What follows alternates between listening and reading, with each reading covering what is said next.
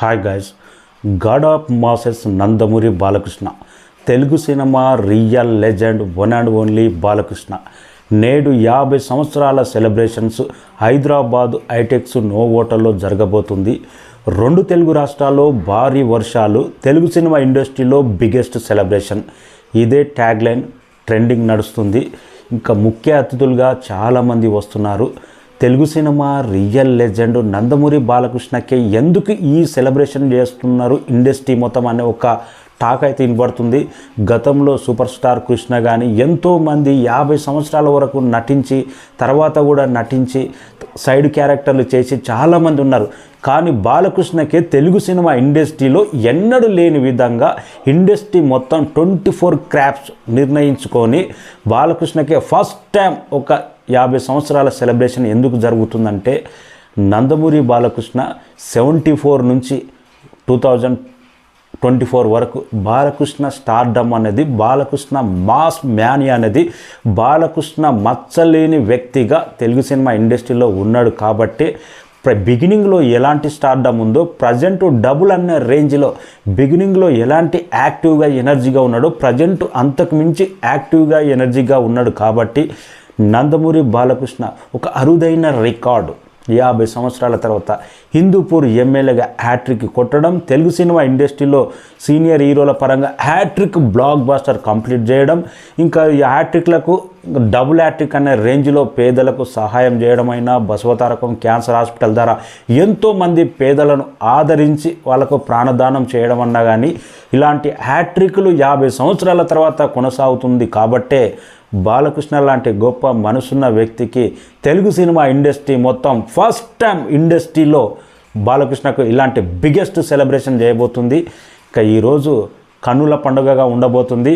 Novotel హైదరాబాద్లో అయితే ముఖ్య అతిథులుగా రజనీకాంత్ వస్తున్నారు. సౌత్ నుంచి కమల్ హాసన్ అన్న పేరు వినపడుతుంది. తెలుగు సినిమా ఇండస్ట్రీ నుంచి అయితే చిరంజీవి, నాగార్జున, వెంకటేష్, అల్లు అర్జున్, రామ్ చరణ్, విజయ్ దేవరకొండ, చాలామంది, శ్రీకాంత్, సిద్ధు జొన్నలగడ్డ, చాలామంది పేర్లు అయితే వినపడుతున్నాయి.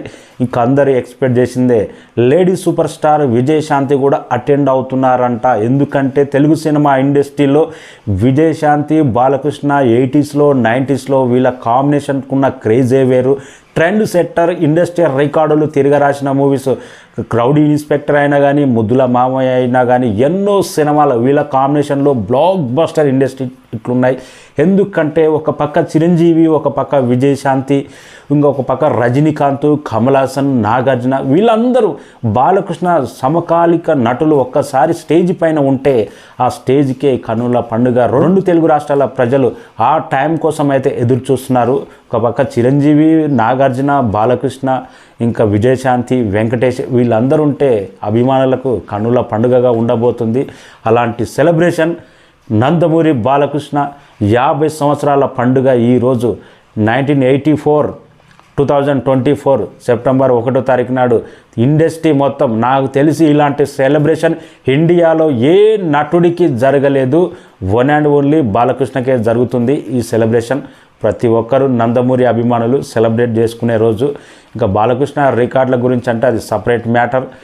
నందమూరి అభిమానులే కాదు, యావత్ 2 తెలుగు రాష్ట్రాల ప్రజలు కూడా ఎదురు చూస్తున్నది.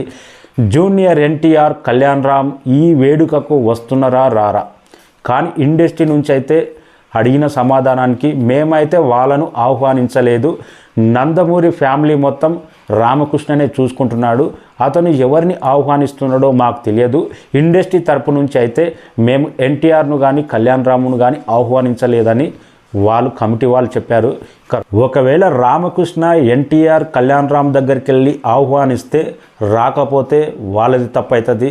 అసలు వాళ్ళు ఇంటికి వెళ్ళి ఆహ్వానించకపోతే బ్లెండర్ మిస్టేక్ చేసినట్టు. ఇది మాత్రం ఆహ్వానించినప్పుడు వస్తారా రారా వాళ్ళ ఇష్టం. కానీ మనమే ఆహ్వానించకపోతే కమిటీ వాళ్ళు కానీ లేకపోతే ఎవరైతే ఆహ్వాన పత్రికలు అందజేస్తారో వాళ్ళు కానీ ఆహ్వానించకపోతే బ్లెండర్ మిస్టేక్ అవుతుంది. అది మాత్రం నాకు తెలిసి ఈ ఫైనల్గా ఏం జరుగుతుందో కానీ నందమూరి అభిమానులకు మాత్రం వాళ్ళ ఫ్యామిలీ విషయాలు మనకు తెలియదు.